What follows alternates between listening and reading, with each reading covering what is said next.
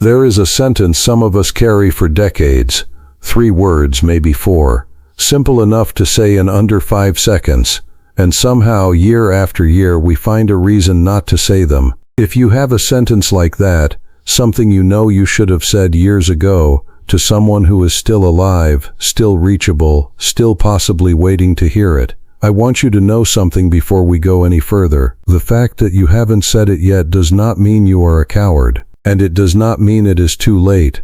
I waited 22 years to say mine. I want to tell you what that waiting cost, and what finally happened when I stopped waiting. Stay with me.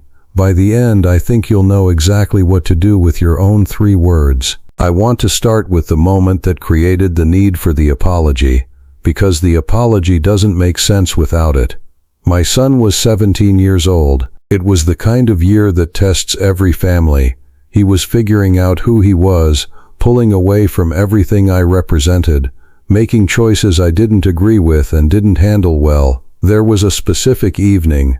He had done something I considered serious at the time, nothing dangerous, nothing that would matter much in the grand scheme of a life, but serious enough in that moment that I lost my composure entirely. I said things to him that evening that I have never fully forgiven myself for saying. Not curses, nothing crude, worse in some ways. I told him I was disappointed in him as a person.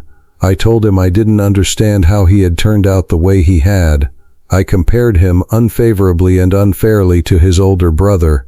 I said these things in anger, the way men of my generation sometimes did when we didn't have better tools for handling conflict. I said them intending to correct him, to shock him into being different. What I actually did was tell a 17-year-old boy, in a moment he would remember with total clarity for the rest of his life, that his father found him disappointing as a human being.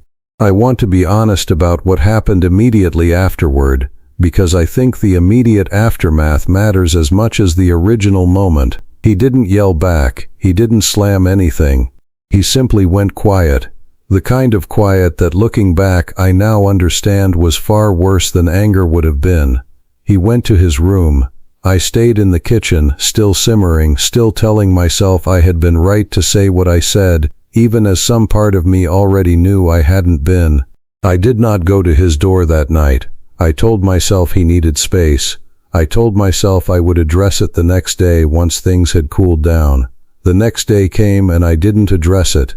Neither did he. We simply returned to a kind of careful normalcy, talking about logistics, about school, about ordinary household matters, while the actual content of that evening sat between us unaddressed, like a piece of furniture neither of us would acknowledge but both of us had to walk around.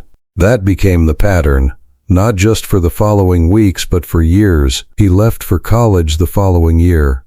I want to tell you something about that goodbye because I think it tells you everything about where things stood. It was polite, functional. We hugged briefly the way men in my family hugged. A quick embrace followed immediately by a step back, as though more than 2 seconds of physical affection might be dangerous. He said he'd call when he got settled. I said I was proud of him. I was proud of him. I want to be clear about that, because the surface of our relationship from that point forward was not hostile. We talked on the phone regularly. He came home for holidays. By any outside measure, ours looked like a normal, functioning father-son relationship. But underneath that normal surface, something had shifted permanently on that evening when he was 17, and neither of us had ever directly addressed it. We had simply built an entire adult relationship on top of an unaddressed wound, the way you might build a house on a foundation with a crack in it, functional, for years, until the weight on top of it grows heavy enough to matter. The crack started to show, gradually, as he became a father himself. I noticed over the years a particular carefulness in how he raised his own children. He was warm with them, warmer in some ways than I had been with him, but there was also a specific kind of caution in how he handled moments of frustration with them, a visible effort, almost performed, to not say the kinds of things that get said in anger. I didn't understand for a long time what I was watching. I thought he was simply a more emotionally evolved parent than I had been, which was true, but incomplete. What I eventually came to understand was that I was watching a man actively, deliberately working against the model I had given him. Every time he caught himself before saying something sharp to his own son, he was, in some sense, still responding to that evening 20 years earlier, still working to make sure his children never heard what he had heard. That is, in its own way, a kind of inheritance. Not the inheritance I would have chosen to leave him, but an inheritance nonetheless. I want to talk about why I waited 22 years to address this directly, because I think the reasons matter, and I think they're more common than people admit. Part of it was pride. Apologizing, for a man of my generation and my particular temperament, felt like an admission of weakness. I had been taught, both explicitly and through example, that a father's job was to be right, or at least to act as though he was right, even when some private part of him knew otherwise. Part of it was fear. I genuinely did not know what would happen if I brought it up. I worried that naming the wound directly might reopen something that seemed, on the surface, to have healed well enough to leave alone. I worried he might respond with more anger than I was prepared to receive, or worse, with the kind of flat indifference that suggests something has gone past the point of mattering. And part of it, the part one least proud of, was simply inertia. Every year that passed without addressing it made addressing it feel more unusual, more disruptive to a relationship that otherwise functioned reasonably well.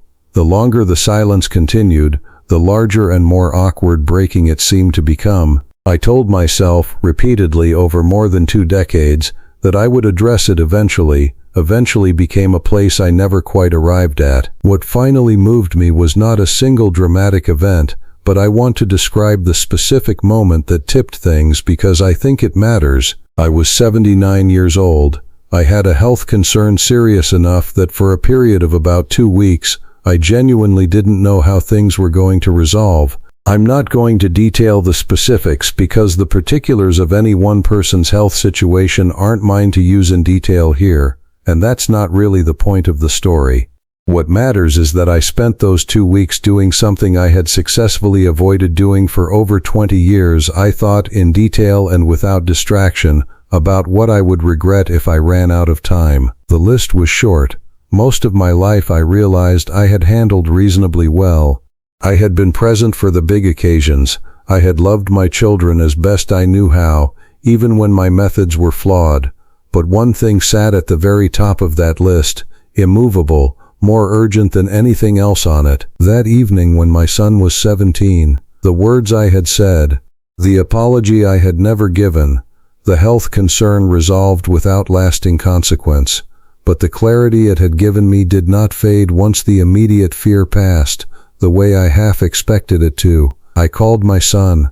I asked if I could come visit, just the two of us, without his family present, without any particular occasion attached. He was a little surprised by the request, the same way my daughter had been surprised in an earlier conversation I'd had with her about something else entirely. In our family, visits with a specific, unstated purpose were unusual enough to be noted. I drove to see him 3 weeks later. I want to be honest that I spent most of that drive rehearsing what I wanted to say, the same way I had rehearsed words for a hospital visit once before, in a different story with a different person, that I never managed to deliver in time. I told myself this time would be different. I told myself I would not let fear talk me out of it again. We sat at his kitchen table. I remember it was an ordinary Tuesday afternoon, nothing about the setting suggesting the weight of what I had come to say. I told him I needed to talk about something from a long time ago. I watched something shift slightly in his expression, not surprise exactly, but a kind of recognition, as though some part of him had been waiting for this conversation for longer than I had realized. I described the evening, not in general terms specifically. I told him I remembered exactly what I had said, word for word, even after 22 years. I told him I had thought about that evening more times than I could count, and that I had never once in all those years told him directly how sorry I was for what I'd said. I told him I was sorry. Not a generalized vague apology, but specific, sorry for comparing him to his brother, sorry for telling him he was disappointing as a person, sorry for not coming to his door that same night to undo the damage before it had time to settle into something permanent. I told him that the years of silence afterward had not meant I didn't care, they had meant I was afraid, and that fear was not an excuse, just an explanation. He was quiet for what felt like a very long time after I finished. I didn't fill the silence. I had learned by then that filling silence with more words is often a way of avoiding the discomfort of waiting for someone else's actual response. When he finally spoke, he said something I hadn't fully anticipated. He said, "I remember every word of that night too. I've remembered it for 22 years. I used to think you didn't remember it at all, that it mattered so much to me and so little to you that you'd just let it go." That sentence affected me more than almost anything else in this entire story. I had assumed, somewhere in my mind, that the silence between us had been mutual, that if he had been deeply wounded he would have brought it up himself at some point in over 2 decades. What I learned sitting at that table was that he had been carrying the exact same weight I had, for the exact same length of time, each of us assuming the other had either forgotten or didn't think it mattered enough to address. We had spent 22 years in parallel silence, each waiting for the other, neither of us understanding that the other was waiting too. I want to be honest about what happened next because I think the realistic version of this matters more than a tidy one. He didn't say everything was forgiven in some dramatic, immediate way. He said he needed time to think about what I'd said and that he appreciated me saying it, but that 22 years of an unaddressed wound doesn't simply dissolve because the words finally arrive, however genuine they are. I told him I understood, and I meant it. I had not come there expecting an instant resolution. I had come there because I finally understood that the alternative, continuing to wait, continuing to let inertia decide for me, was no longer something I was willing to accept, regardless of how the conversation went. We talked for another hour after that, about smaller things, easier things. The conversation didn't end with everything resolved, but it ended with something that hadn't existed in our relationship for over 2 decades, the actual subject, finally named out loud, no longer sitting silently between us like furniture we both pretended not to see. I want to tell you what changed in the months that followed, because I think the gradual nature of it matters more than a single dramatic turning point would. My son called more often after that visit, not because the apology had fixed everything in a single conversation, but because I think the act of naming the old wound directly had removed a particular kind of guardedness that had quietly governed every conversation between us for over 20 years. About 4 months later, he brought up the conversation again, unprompted. He told me he had been thinking about what I'd said, and that he had decided deliberately to let it go, not because the original words hadn't mattered, but because he had decided he didn't want to keep carrying the weight of them now that I had finally acknowledged what they'd cost him. He said, "I'm not saying it didn't happen or that it didn't matter. I'm saying I believe you're sorry, and I'd rather have the years we have left than keep holding on to the years we already lost." I have thought about that sentence many times since. I think it captures something important about what an apology can and cannot do. It cannot undo the original harm. It cannot retroactively give either of us back the 22 years we spent in parallel silence, each assuming the worst about whether the other one cared. But it can change what happens with the years that remain. And that, it turns out, is not a small thing. It may in fact be the only thing actually within either person's control. I want to say something to anyone listening who has a sentence like mine, something they know they should have said years ago, to someone who is still reachable. I understand the fear.